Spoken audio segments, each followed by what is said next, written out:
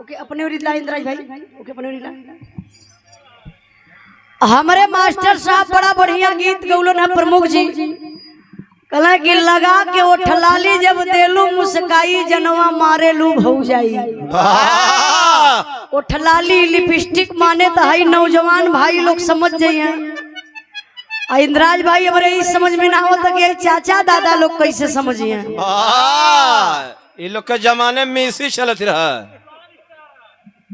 अच्छा मिसी सबका ए दादा मिसी जाना ला। अरे इंद्राज भाई दादा के अंदर में से मुस्कियाए लगल है मिसी के नाम पर। देखिए पहले मिसी चले ना दादा दादी लोग लगावत रहलो यहाँ। दादा के अपन बचपना याद आवत हो। ओ जमाना में तो वही चलत रहलो रिश्तवा ना देवर भौजाई के।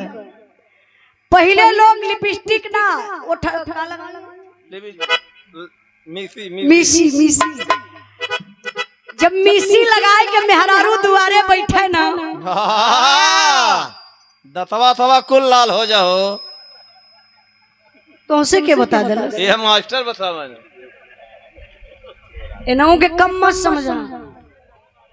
डरिया लगे तो कहीं हार उलाट पलाट ना दे।